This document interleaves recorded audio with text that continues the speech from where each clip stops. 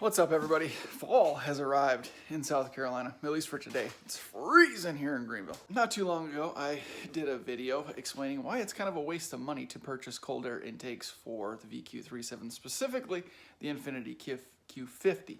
G37s seem to respond a little bit better to cold air intakes. However, for the Q50, cold air intakes do very little, if anything, more than simple drop-in filters. So spending $300, $400, $500 on a cold air intake just really doesn't make sense for this specific platform. Now, a lot of people had their feelings hurt and they started getting a little angry. I didn't expect the response that I got from some folks in terms of cold air intake. People just love to buy and install cold air intakes for their cars. And really, like I said, it doesn't make sense. But again, every car, every platform is different. Some respond much, much better to cold air intakes, like my old Mustang, for example. You could really feel a difference, and it was certainly an inexpensive way to add quite a bit of extra horsepower. For the Q50, though, it just doesn't. Now, like I said, I didn't expect the response that I got, but I wanted to do a little follow-up video today to explain and really show with some visuals as to why this is the case. Now, again, this isn't made up information. This isn't just me saying, oh, don't buy cold air intakes. But it's also not me saying don't buy cold air intakes, because some of the ones on the market, they work over stock.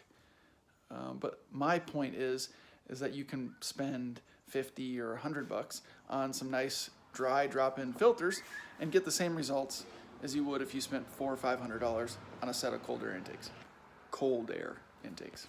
Now, the reason I say cold air intakes for the Q50 is a waste is because the factory intake system is actually pretty decent. Now, I'll just go over that a little bit with you right now.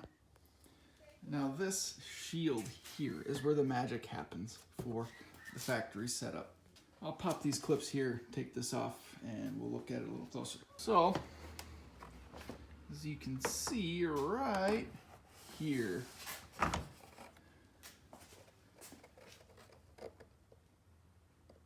nice little opening. So clearly what happens is air flows in through the grill, enters this opening here, which is essentially like a ram air setup, and it flows directly into the filter, into the air box. Now that we have this open, we'll clean this out obviously, but that air is directed from the grill right into the air box, into the filter, and up through the tubes into the throttle bodies, into the engine. So it's a super, super efficient way to move air into the engine of your car. So the weak part from the factory might be the paper filter itself, which some would argue that the paper filter is sufficient.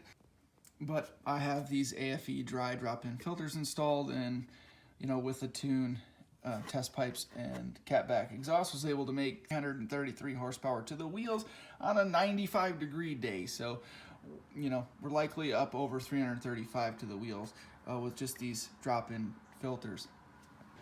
I was able to make 333 as well with some cheap $13 dry filters from eBay, Speed Daddy. I don't know if they're available anymore. I might have told too many people to buy them. Anyway, moving on, that air flows through the filter up into the intake tubes, which this is the factory intake tube, and you can see there's some ribbing in there. The diameter is kind of reduced around the curve, whereas the Z1 intake tubes are slightly larger. Some might argue that the smooth internals of the Z1 intake tubes reduces intake air turbulence, which helps the airflow more efficiently into the throttle bodies and into the engine. That's up for debate. I don't think they're really necessary. I went with the Z1 tubes because they just look nicer and help clean up the engine bay, but I think these factory tubes are actually pretty sufficient. The one bottleneck one might see, I shouldn't call it a bottleneck, but from the factory air box to the intake tube, this diameter is reduced a bit. But again, that's not really an issue. This engine brings in enough air, a sufficient volume of air to help maximize the power. Again, the G cars seem to respond a little bit better to cold air intakes. cold air intakes. I keep doing that in quotes, and we'll talk about that in a second. But the Q50 just doesn't. And this isn't just made up information. You can see tons of videos on YouTube and read many accounts online on the Facebook groups and in the forums. People maxing out their horsepower at 335, 340, 330, in that range, the 330 to 340 range. That's really all you're going to make with the Q50 naturally aspirated, whether you have drop-in filters or cold air intakes. The numbers are almost identical. So that's my main point. It's not that cold air intakes for $400 or $500, it's not that they're bad, and it's not that you won't get results from them. My point, again, is that you're going to get the same results from drop-in filters. And another area that the factory air boxes have an advantage over the cold air intake systems on the market, again, comes down to this shield and the factory air box. This area is more separated from the heat of the engine bay than the cold air intake systems on the market. We see all of them come around here and have the filter put in a box just like this, or the filter itself exposed to all the heat of the engine bay, which negates the whole cold air deal. This truly is as good of a cold air intake system as you will get, as the air is flowing directly into the grill through this channel directly into the filter. The silicone tubes that Z1 has may have some better insulating qualities than the factory rubber air hoses or air tubes have, but that's up for debate as well.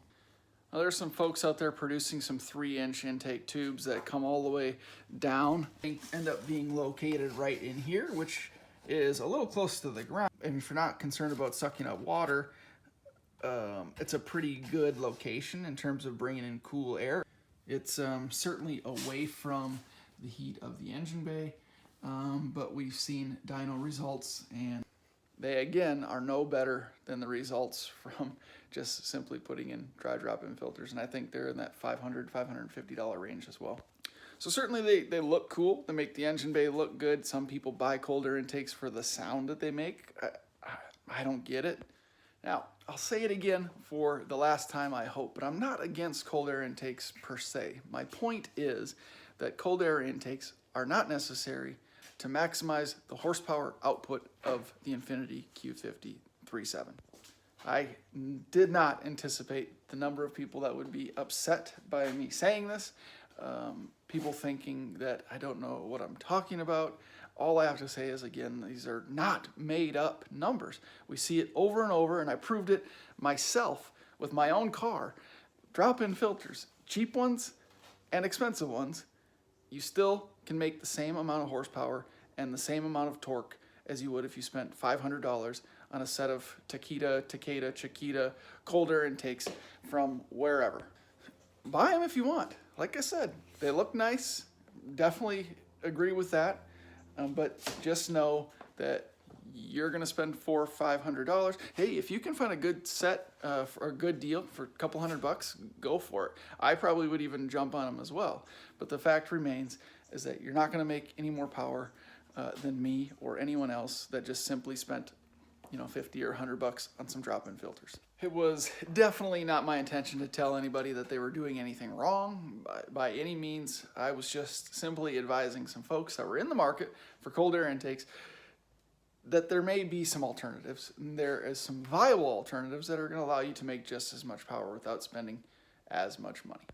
The other thing too is that there have been some folks that installed cold air intakes before a tune and experienced some idle issues, some throttle response issues, and other things like that. Drop-in filters, not going to cause those issues. So if you're looking for something to add a little bit of a throttle response, get you a nice, more even acceleration before a tune, drop-in filters are certainly the way to go.